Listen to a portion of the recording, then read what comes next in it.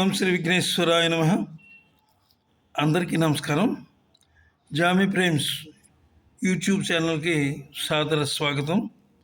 అలనాటి ఆణిముత్యాలు కార్యక్రమంలో ఈరోజు మనకు లభించిన ఆణిముత్యం సిరి సంపదలు సినిమా. సిరి సంపదలు అంటే 1962లో ఈ సినిమా రిలీజ్ అయింది.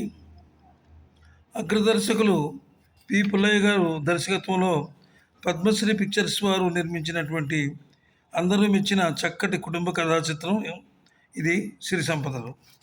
ఇందులో హీరోగా దాదాసాహెబ్ ఫాల్కే అవార్డు గ్రహీత నట సామ్రాట్ లెజెండ్ అక్కినేని నాగేశ్వరరావు, అలాగే ఆయనకు జంటగా సావిత్రి అంటే నటి శిరోమణి మహానటి అయినటువంటి ఆమె నటించారు. ఆ రోజుల్లో ఈ జంటను స్క్రీన్ మీద చూడగానే ప్రేక్షకుల మనసు ఆనందంతో నిండిపోయి ఉండేది. వీరికి జనం నీరాజనం పట్టేవారు. ఇందులో ఒక పాట కూడా ఉంది. ఆ పాట ఈ పగలు రేయిగా పండు వెన్నెలగా మారినదేమి చెల్లి. ఆ పాట చాలా మంచి పాట. అది సినిమాకి హైలైట్ అయిన పాత్ర అది.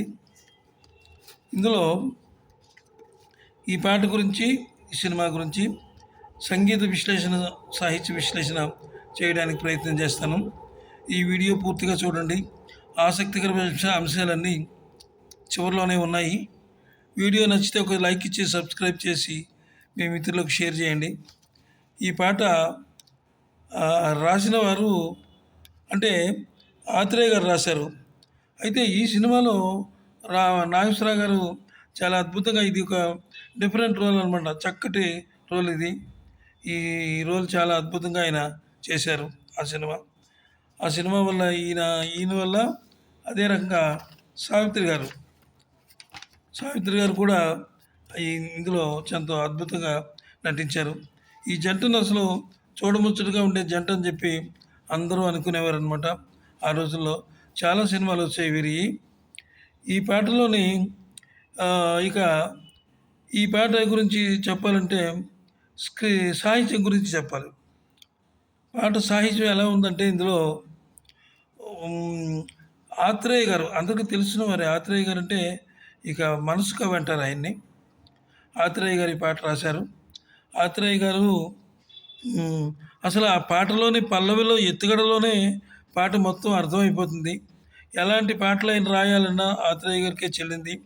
దశాబ్దాలకు పైగా ఆయన సాహిత్యం ముందు తెలుగు భాష మోకరిల్లింది. మనసు లోతుల్లోంచికి మనిషికి ఆలోచింపజేసే మహాకవి ఆత్రేయ. అందుకే ఆయన్ని మనసు కవి అన్నారు. ఆయన భావుకథకు సహస్రాభివందనాలు తెలపాలి మనం. ఇక ఈ పాటను పాడిన వారు ఘంటసాల మాస్టర్ పాడారు. ఇక ఘంటసాల మాస్టారు తన పాటలో ప్రేక్షకులతోటి మైమరిపింపజేసే వారు.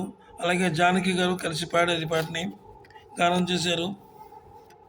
సంతోషమైన, బాధ అయిన మనిషికి రసానుభూతి కలిగించేది పాట మాత్రమే. ఆ పాటలోనే ఆవిష్కరింపబడుతుంది స్వచ్ఛమైన తెలుగు యాసస్సు. అంటే ఈ పాటను రాయడం కూడా అలాగే ఉంది. చాలా అద్భుతంగా రాశారు. తెలుగు యశస్సుకు ప్రతీకగా నిలిచింది ఈ పాట.